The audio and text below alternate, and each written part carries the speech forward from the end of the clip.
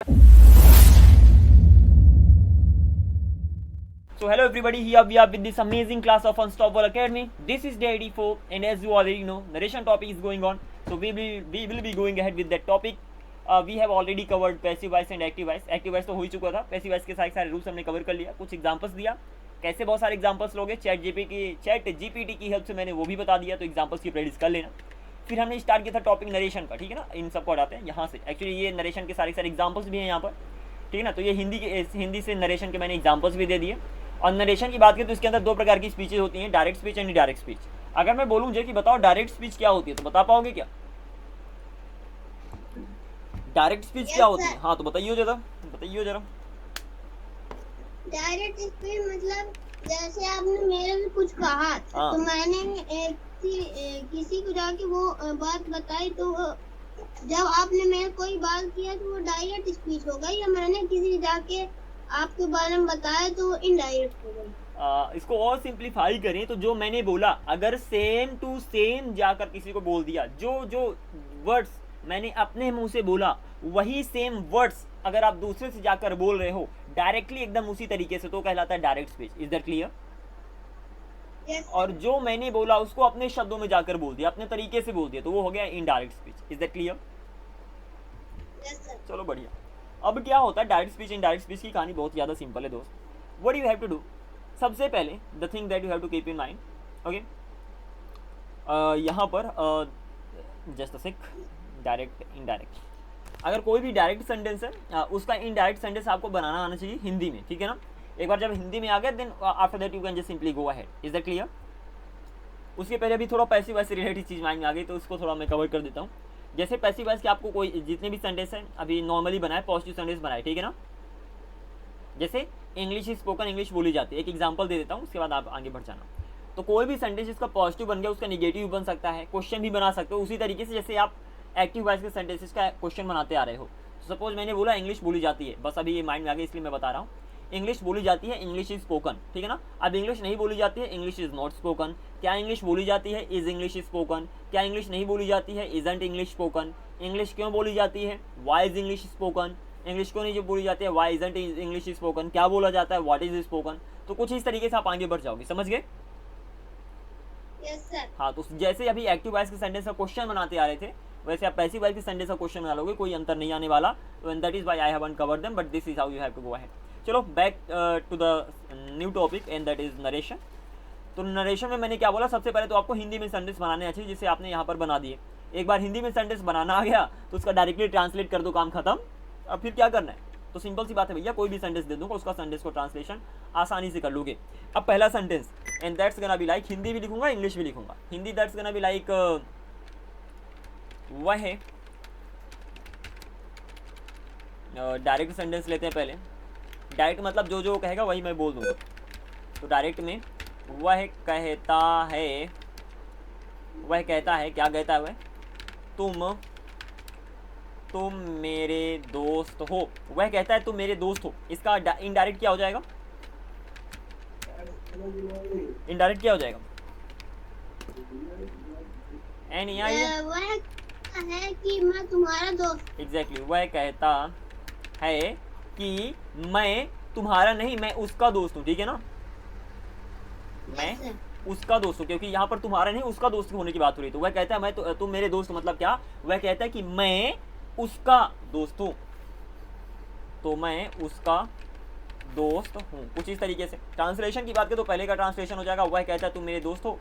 He says you are my friend. कुछ इस तरीके से. अब बात करते हैं आपके इनडायरेक्ट का, तो सिंपल सी बात है, ही सेज. यहाँ पर जब इनडायरेक्ट में दोनों को जोड़ दिया, अपने शब्दों बोले, इसलिए वहाँ पर दैट लगा दोगे की के लिए.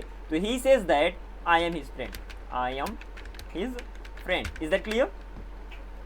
तो कोई दिक्कत, सेंटेंस तो बहुत आसान तरीके से बन जाएगी. यस और नो? चलो एक और एग्जांपल ले लो, उसके बाद थोड़ा सा हम एडवांस लेवल में चलेंगे. एक डायरेक्ट एग्जांपल का, मेरी मम्मी कहती हैं, मेरी मम्मी कहती हैं, मेरी मम्मी कहती हैं यार, कहती हैं, क्या कहती हैं? तुम्हें अब सो जाना चाहिए। मेरी मम्मी कहती तुम्हें अब सो जाना चाहिए। इसका इनडायरेक्ट बनाओ। मेरी मम्मी कहती हैं कि, बनाओ इनडायरेक्ट। मेरी तुम्हें कि मुझे अब सो जाना चाहिए। मुझे अब सो जाना चाहिए। कुछ इस तरीके से आप आगे बढ़ जाओगे। बहुत ज़्यादा सिंपल सा सेंटेंस है, that's not that shouldn't be hard, ठीक है ना। तो कुछ इस तरीके से आप बढ़ेंगे। अब इंग्लिश सेंटेंस की बात करें तो मेरी मम्मी कहती हैं, माई मॉम सेज, क्या कहते हैं मेरी मम्मी, तुम अब, अरे यहाँ पर मैं तुम्हें लिखना चाहिए था यार, क्या बात करते हैं। तुम्हें अब सो जाना चाहिए, you should sleep now, simple सी बात है। तो आप सिंपल बोल दोगे यहाँ पर, यू शुड स्लीप नाउ, कुछ इस तरीके से, ठीक है ना। अब यहाँ पर थोड़ा सा मैं प्रॉपर स्पेस भी दे देता हूँ, दैट वुड बी बेटर, कुछ इस तरीके से।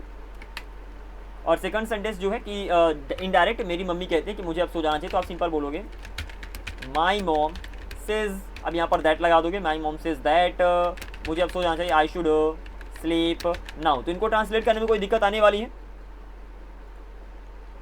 सिंपल है भाई यार, सिंपली बोल दोगे। अब इसके आगे जो ध्यान देना है उसकी बात करते हैं। वो क्या है कि कहीं पर भी, यहाँ पर मैं रूल बताता हूँ आपको, एक नया रूल जो आपको याद रखना है। कहीं पर भी अगर सेज आए, ठीक है ना, तो सेज ही रहेगा। कहीं पर भी से आए तो से ही रहेगा। कहीं पर भी सेड आ गया तो वो सेड ही रहेगा। क्या रहेगा? सेड ही रहेगा। लेकिन पहली बात तो ये जो आप ऐसी तरीके से बताते आ रहे हो, लेकिन कहीं पर सेज टू आ जाए तो वो टेल्स में बदल जाएगा, ठीक है ना, टेल्स में बदल जाएगा। कहीं पर भी से टू आ जाए तो टेल में बदल जाएगा। और कहीं पर सेड आ गया, सेड टू आ गया तो वो टोल्ड में बदल जाएगा। मतलब से कन्वर्ट हो जाएगा टेल में जब आप उसका नरेशन बनाओगे इनडायरेक्ट स्पीच में। Is that clear? बस इतना आपको ध्यान रखना है। और इसको याद करने की मैं सिंपल सा ट्रिक बताता हूँ। वो क्या है, पहले संडे से एग्जांपल ले लो, फिर उसके बाद हम बताते हैं इसको याद कैसे करोगे। अभी तो मैंने रूल बना दिया कि ऐसा रूल होता है, लेकिन रूल याद करने का मैं तरीका भी बताऊँगा कैसे आप इसे याद कर सकते हो। तो it's gonna be easy PG. अभी के लिए क्या करना है, बस थोड़ा सा देखो। मैंने एक सेंटेंस दिया, आई या तो राम सेज टू मी। अब अभी तक हम बोलते थे राम कहता है। अगर मैं बोलूँ राम कहता है तो राम सेज, राम क्या कहता है, मैं कूद सकता हूँ, I can jump, I can jump. और यहाँ पर जो मैं आई लगा वो राम के लिए लगा है, ठीक है ना। तो राम कहता है मैं कूद सकता हूँ, मतलब राम खुद के लिए कहता है कि मैं कूद सकता हूँ। तो आई कैन जंप। इसका इनडायरेक्ट बनाओगे तो हो जाएगा Ram says that he can jump, कुछ इस तरीके से। तो इसका इनडायरेक्ट हो गया आपका सिंपल से, बहुत ज़्यादा सिंपल सेंटेंस है। लेकिन यहीं पर अगर होता Ram says to me, Ram मुझसे कहता है, क्या कहता है, आई कैन जंप। राम मुझसे कहता है आई कैन जंप।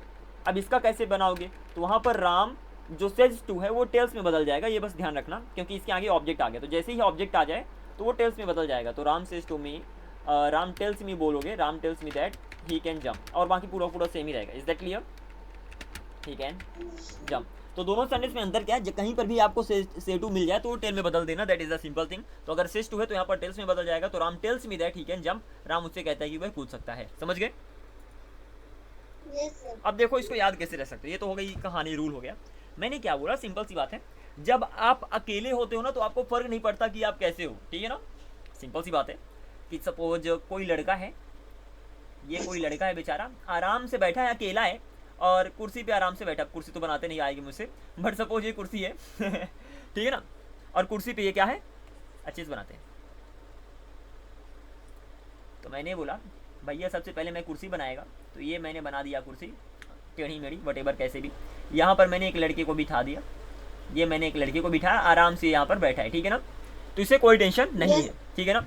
तो जब आप अकेले हो, जैसे यहाँ पर से अकेले आया, तो जब सेज है, से है, सेड है, जब ये अकेला तो उसे कोई टेंशन नहीं, वो अपना रूप नहीं बदलेगा। क्या बोला, वो अपना रूप नहीं बदलेगा।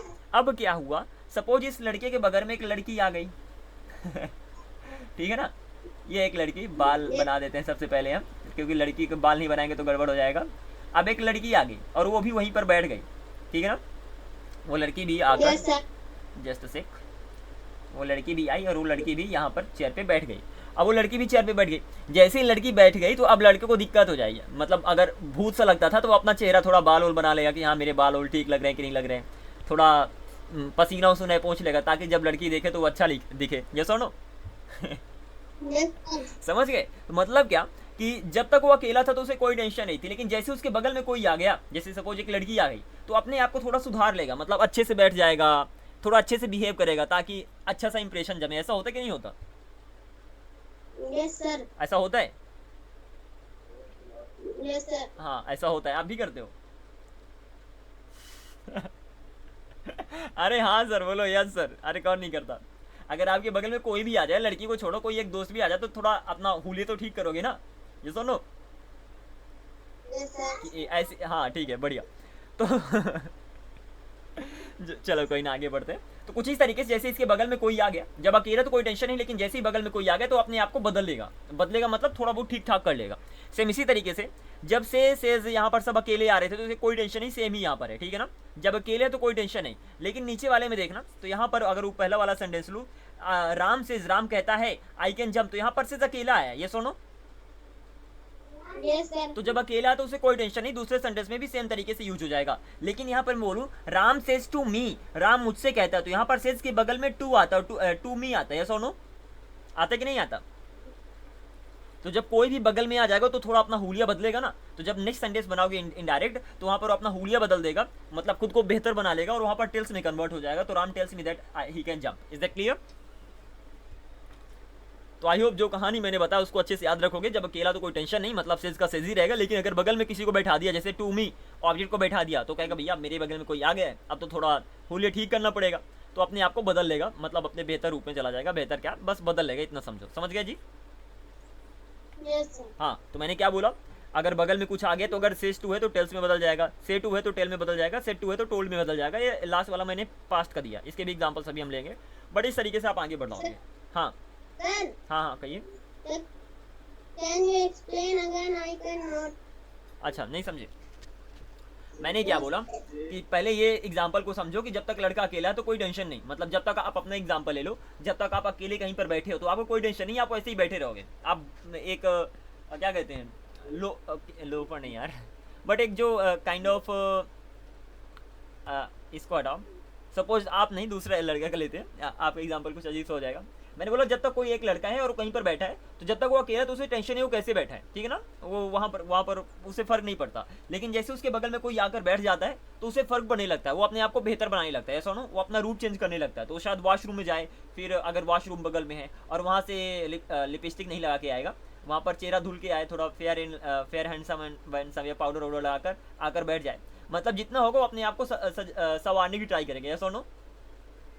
Yes, sir. हाँ, अगर बगल में कोई आकर बैठ गया, और अगर बगल में नहीं आकर बैठे, जैसे आप घर पे अकेले रहते हो, घर पे कोई नहीं है, घर पे आप अकेले हो, तो भैया सिंपल सी बात है, आप कैसे भी रह जाओगे, ठीक है ना? आप लेटे पड़े हो, पैजामा मतलब लोवर पहन के लेटे पड़े हो, या जूते पहन के भी लेटे पड़े हो, कोई फर्क नहीं पड़ता। लेकिन वहीं आपके घर पे आपका दोस्त आ जाए, तब फिर वैसे ही लेटे रहोगे का?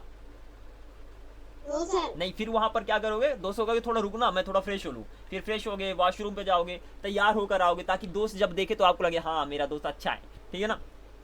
कुछ ही इसी तरीके से यहाँ पर से वाली कहानी पे आते हैं। तो जब तक वो अकेले हैं, जैसे सेज यहाँ पर अकेले है, से यहाँ पर अकेले है, सेड यहाँ पर अकेले है, तो जब अकेले उसे फर्क नहीं पड़ता, वो कैसे भी रहेगा, वैसे ही रह आएगा। तो जब इनडायरेक्ट बनाओगे तो सेज ही रहेगा, से ही रहेगा, सेड ही रहेगा, कोई टेंशन नहीं है, ठीक है ना? लेकिन अगर उसके बगल में कोई आ गया, जैसे से के बगल में नेक्स्ट, यहाँ पर से के बगल में टू मतलब ऑब्जेक्ट रख दिया, अगर से अकेला तो कोई टेंशन नहीं, लेकिन से के बगल में मैंने ऑब्जेक्ट रख दिया, राम से टू सेज टू मी, कुछ इस तरीके से, तो वहाँ पर जो आप इनडायरेक्ट बनाओगे वहाँ पर वो कन्वर्ट हो जाएगा। तो अगर सेज टू है तो टेल्स में बदल जाएगा, से टू है तो टेल में बदल जाएगा, और से टू है तो टोल में बदल जाएगा। ये तो टेंस के अनुसार होता है, ठीक है ना? Yes, sir. अब एग्जाम्पल्स देता हूँ, ज़्यादा समझ में आएगा sir. Let's go through examples, कुछ और एग्जाम्पल्स लो, क्योंकि ऐसे तो नहीं समझ पाओगे। तो एक और एग्जाम्पल हो यहाँ पर, and that's gonna be like, मैंने बोला कि वे कहते हैं कि वे क्या कहते हैं कि हम खेलेंगे, ठीक है ना? सिंपल सी बात है। पहला सेंटेंस, वे कहते हैं, वे क्या कहते हैं, हम खेलेंगे, हम खेलेंगे, कुछ ये सेंटेंस था, वे कहते हैं हम खेलेंगे, ये हो गया डायरेक्ट। इसका ट्रांसलेट कर लेते हैं। तो वे दे से वे क्या कहते हैं, हम खेलेंगे, वी विल प्ले, कुछ इस तरीके से आप बना दोगे। तो वे कहते हैं हम खेलेंगे, दे से वी विल प्ले। इसका इनडायरेक्ट क्या हो जाएगा, इसका इनडायरेक्ट क्या हो जाएगा, वे कहते हैं कि वे कहते हैं कि हम अरे वे खेलेंगे, वे कहते हैं कि अपने शब्द में बोल रहे हैं ना, वे कहते हैं कि वे खेलेंगे। Is that clear? Yes sir. उन्होंने जो बोला, उन्होंने क्या बोला होगा कि हम खेलेंगे, जो वे बोले हैं उसका डायरेक्ट बता रहा हूँ। उन्होंने जो जो बोला वो आपने बता दिया। उन्होंने क्या बोला होगा? उन्होंने बोला होगा हम खेलेंगे, लेकिन जब अपने शब्दों में बोलोगे तो सिंपल बोल दोगे वो कहते हैं कि वो खेलेंगे। ये सुनो, यस सर। तो वे कहते हैं तो आप सिंपल बोल दोगे दे से दैट, वे खेलेंगे, दे विल प्ले। कुछ इस तरीके से सेंटेंस को आपने बना दिया, तो कोई टेंशन नहीं, डायरेक्टली आपका सेंटेंस बन गया। यहाँ पर बस आपको इतना पता करना है कि जो वी है वो कौन है। वे कहते हैं कि हम खेलेंगे, तो यहाँ पर जो वी का यूज हुआ है वो मेरे लिए यूज हुआ है कि उनके लिए यूज हुआ है? उनके लिए यूज हुआ है ना, हम खेलेंगे मतलब वे खेलेंगे, इसीलिए वे कहते हैं कि वे खेलेंगे, आपका इनडायरेक्ट बन जाएगा। तो कुछ इस तरीके से सेंटेंस बना दिया। यहाँ पर सीखने वाली चीज़ क्या है कि यहाँ पर से अकेला है, ये सुनो, अकेला है। जब अकेला तो कोई टेंशन नहीं सर जी, जब अकेला तो अकेला अपना राज चलाएगा, बैठा रहेगा वैसे ही, तो इनडायरेक्ट बना दोगे तो वैसे यूज हो जाएगा। लेकिन यहाँ पर कुछ अलग करते हैं। यहाँ पर अलग हम क्या करेंगे, हम कहते हैं दे से टू अस, वे हमसे कहते हैं, वे हमसे क्या कहते हैं, हम खेलेंगे, तो they say to us we will play. अब ये सेंटेंस लेते हैं, वे हमसे कहते हैं they say to us we will play. अब यहाँ पर से के बगल में अस लगा दिया, मतलब मैंने सब्जेक्ट को ऑब्जेक्ट को लगा दिया, समझ गए? ऊपर वाले सेंटेंस में दे से बस था, मतलब से अकेला था, लेकिन यहाँ पर से अकेला कि नहीं है? Yes sir. क्या they say to us we will play में से अकेला है कि किसी के साथ आया है? हाँ, अकेला सर। कहाँ अकेला भैया, इसके बगल में अस नहीं लगा है? अरे लगा कि नहीं लगा? दे से टू अस, तो यहाँ पर वो अस के साथ है, ये सुनो, मतलब से के आगे कुछ ना कुछ लगा है। समझे कि नहीं समझे? अरे समझे भैया? Yes sir. हाँ, जब समझ गए तो जब अकेला तो उसे कोई टेंशन नहीं, अकेला मतलब से सिर्फ से बस रहेगा, वो अकेला कहलाएगा, तो वहाँ पर उसे कोई टेंशन नहीं। लेकिन जैसे उसके बगल में कोई आ जाएगा, जैसे इसके बगल में क्या लग गया, इसके बगल में लग गया अस, और जब भी इसके बगल में कुछ लग जाता है तो अपना थोड़ा हुलिया बदल लेगा। हुलिया बदल लेगा मतलब क्या, से टू टेल में बदल जाएगा, समझ गए? Yes sir. तो इसका जब इनडायरेक्ट बनाओगे तो बन जाएगा दे टेल अस, ठीक है ना, they tell us that they will play. कुछ इस तरीके से इसका सेंटेंस का ट्रांसलेशन कर दोगे, आसान है। Yes sir. तो क्या समझे, क्या समझे, कहाँ पर से टेल में बदल जाएगा, कहाँ पर से टेल में नहीं बदलेगा? बताओ बताओ बताओ। जहाँ पर से टू के बगल में कोई सा वर्ड आ जाए वहाँ पर वो बदल जाएगा, और जब ना आएगा तब वो ना होगा। हाँ, तब तो अपनी राज चलेगी भैया, और क्या। एक और एग्जांपल ले लो, मैंने बोला राम कहता है, राम क्या कहता है, तुम तैर सकते हो। सपोज राम कहता है, राम, तो राम सेज, राम क्या कहता है, जो राम ने कहा वही मैं बोल रहा हूँ, तुम तैर सकते हो। तुम मतलब यू, डायरेक्टली इंग्लिश में बनाते हैं, यू कैन स्विम। राम ने ये कहा तुम तैर सकते हो, तो इसका इनडायरेक्ट अगर मैं बनाऊंगा तो सिंपल सी बात है, क्या हो जाएगा, राम सेज। अब यहाँ पर से तो अकेला ही आ रहा, तो राम सेज दैट तुम तैर सकते हो। यहाँ पर तुम कौन है, तुम, मैं हूँ, इसीलिए आई कैन स्विम। ये सुनो, आई कैन स्विम। लेकिन अगर यहीं पर सेंटेंस हो, Ram says to me, Ram मुझसे कहता है, क्या कहता है, यू कैन स्विम। सेंटेंस वही है, यू कैन स्विम। अब यहाँ पर अलग हो जाएगा, तो राम, यहाँ पर फिर टेल्स लगा दोगे, समझ गए, Ram tells me that I can swim. बाकी पूरा का पूरा सेंटेंस सेम। यहाँ पर सेज टू टेल्स में क्यों बदला, क्योंकि इसके बगल में मी आया, और जब मी आया तो अपना वो थोड़ा हुलिया बदलेगा, ठीक करेगा खुद को, और फिर टेल्स में बदल जाएगा, और फिर आगे सेंटेंस बन जाएगा। Any confusion over here? No sir. हाँ, एक और एग्जांपल ले लो, उसके बाद हम आगे बढ़ेंगे। And next example and that's gonna be like she says, वे क्या कहती है, वे हमें मारेंगे, दे विल, वे हमें मार देंगे, जान से मार देंगे, दे विल किल अस। वो क्या कहती है, दे विल किल अस। कुछ इस तरीके से। अब इसका इनडायरेक्ट क्या हो जाएगा, वह कहती है कि वे, इसका इनडायरेक्ट बनाओ, वह कहती है वे हमें मारेंगे, इसका इनडायरेक्ट क्या हो जाएगा, He said they kill us. Hindi में अगर बात करूं तो वह डायरेक्ट हो गया, सी सेज, वह क्या कहती है, वे हमें मारेंगे, उसने यही कहा। और जब इनडायरेक्ट में भी बताऊंगा ना, तो मैं ऐसे ही बोलूँगा कि वह कहती है कि वे हमें मारेंगे, ऐसे ही बोलोगे ना। Yes, she says that they will kill us. यहाँ पर कुछ भी नहीं बदला, सारा का सारा सेम ही है, मतलब सब्जेक्ट को भी नहीं बदला, क्योंकि इसको ऐसे ही बोलोगे जिस तरीके से आपने बोला। तो बस आपकी लैंग्वेज में कि आप उसको कैसे बोलते।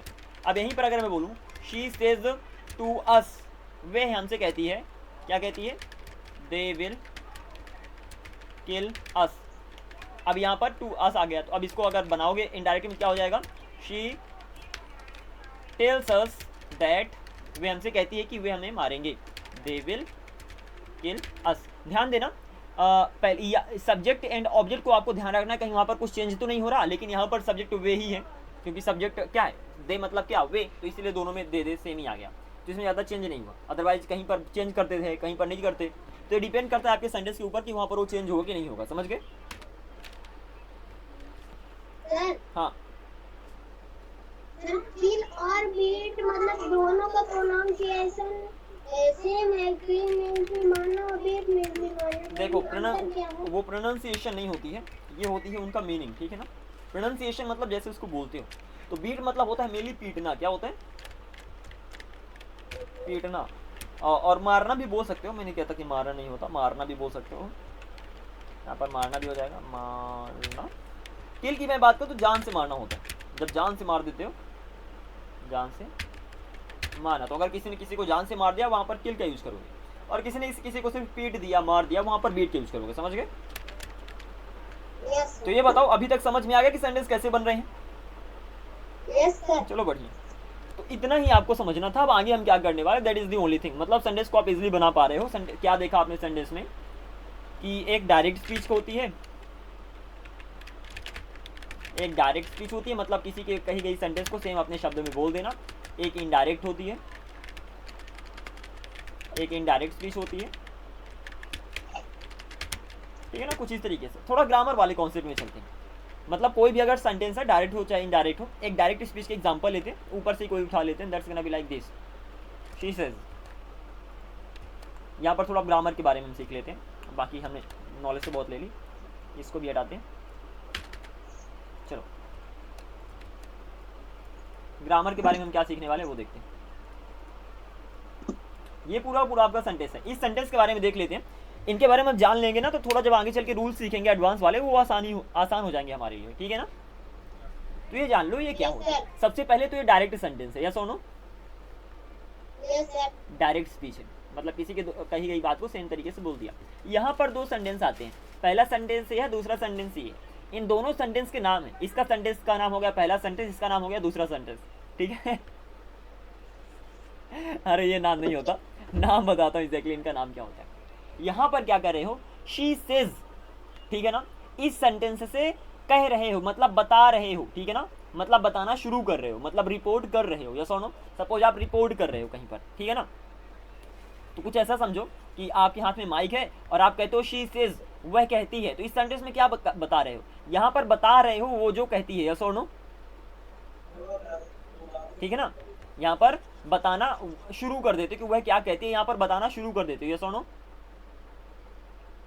Yes sir. हाँ तो पहले सुनो अच्छे से, मैंने बोला she says they will kill us, तो यहाँ पर उसने बताना शुरू किया, यस और नो। आपने कहा कि शी सेज, मतलब यहाँ पर आपने बताना शुरू किया, दे विल किल अस, यहाँ पर आपने बताना खत्म कर दिया, ऐसे ही होता है ना। सिंपल सी बात है, दो ही सेंटेंस है, पहला सेंटेंस ये हो गया, दूसरा सेंटेंस ये हो गया। यहाँ पर आपने बताना शुरू किया और यहाँ पर आपने बताना खत्म कर दिया, जैसे ही सेंटेंस खत्म हुआ आपने बताना खत्म कर दिया, तो यहाँ पर आप बताना शुरू कर दिया। बताना शुरू कर दिया मतलब रिपोर्ट कर रहे हो, जैसा नो, जैसे कहते हैं ना कि लाइक जो मीडिया वाले होते हैं वो रिपोर्ट करते हैं व्हाटएवर। तो यहाँ पर जो पहला सेंटेंस है, यहाँ पर आप बताना शुरू कर रहे हो मतलब रिपोर्ट कर रहे हो, तो मतलब रिपोर्टिंग स्पीच हो जाएगा। क्या हो जाएगा, reporting speech, I think speech ही कहते हैं, रिपोर्टिंग स्पीच। और यहाँ पर बताना आप खत्म कर देते हो तो ये हो गया रिपोर्टेड स्पीच। क्या हो गया, रिपोर्टेड स्पीच। ये कहते हैं इस सेंटेंस को, सिंपल सी बात है, अच्छे से याद रख लेना।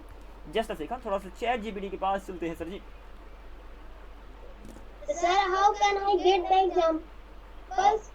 एग्जांपल्स कहाँ से, चैट जीपीटी से। Yes. Oh, that's gonna be pretty much easy, don't worry.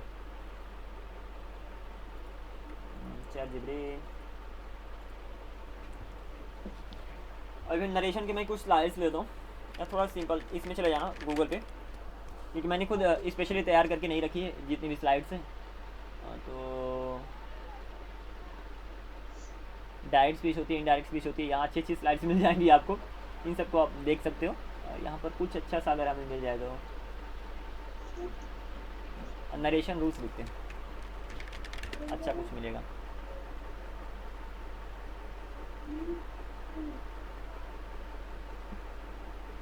अच्छा ये रूल है 1 2 3 जो मैं बता रहा था सन करके, उसको तो टेंशन मत लो, कहीं पर भी कोई भी पढ़ा लेगा, that's not a big deal.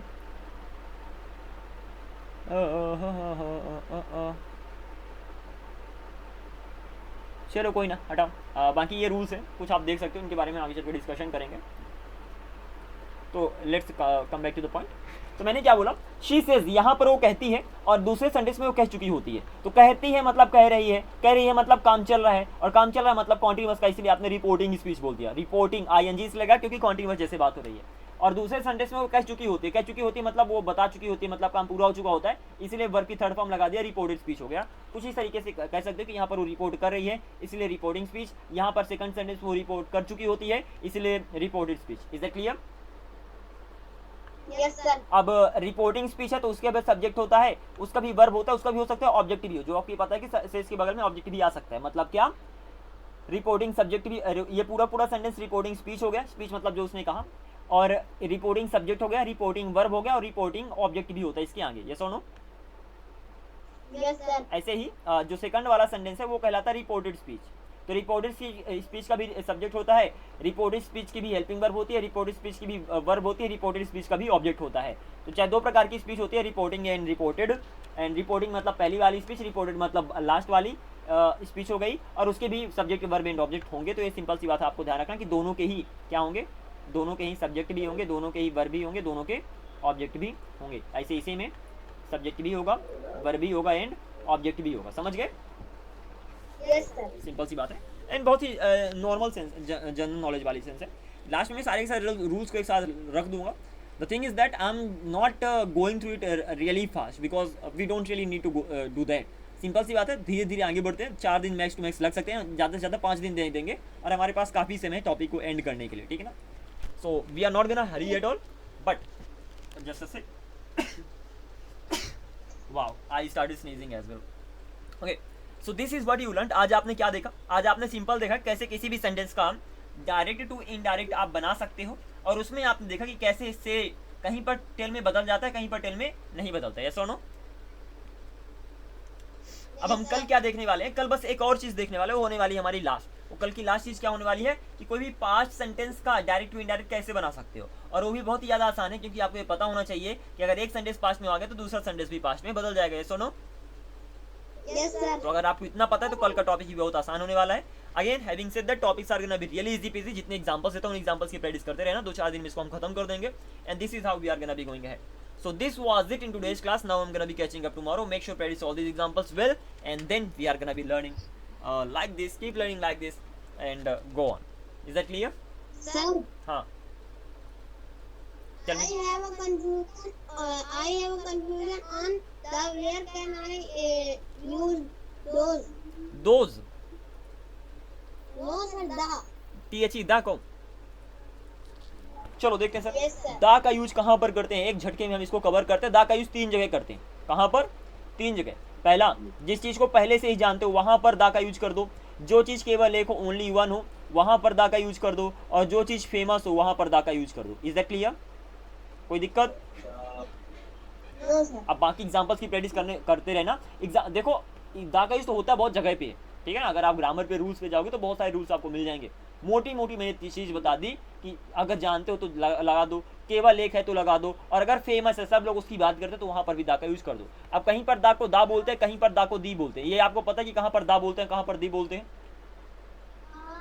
Yes sir. Okay, मतलब अगर वाउल साउंड के पहले आ गया तो वाउल साउंड स्ट्रांग होते हैं, तो इतना स्ट्रांग देकर कोई वो उसको दीदी की याद आ जाएगी। मतलब वाउल साउंड के पहले आ जाए तो दा आ गया तो उसे दी कहते हैं, और कॉन्सोनेंट साउंड के पहले दादा बन जाएगा, इसीलिए वहां पर उसे दा बोलते हैं, ठीक है ना? यहाँ पर इसका साउंड दा हो जाएगा। तो कुछ इस तरीके से आप आगे मूव करते हो। ये मेनली 3 रूल है, लेकिन इसके अलावा बहुत सारे रूल्स होते हैं। दैट्स नॉट अ केस कि बस इतना ही होता है। ये मैंने सब कुछ छान कर रख दिया कि भैया ये है मेनली, अगर इसको याद करें तो बाकी हो जाएगा। इसके बाद एग्जाम्पल्स की प्रैक्टिस कर लेना, हो गया। Is that clear? Yes sir. फिर भी कंफ्यूजन हो तो बता देना, रिमेनिंग रूल्स को भी कवर कर देंगे, not a big deal. And this is how we are gonna be going ahead. तो I hope you got the point clearly. So this was it in today's class. Yes, Now sir. we are gonna be catching up tomorrow. Take care. Have a great time ahead. Bye bye. See you.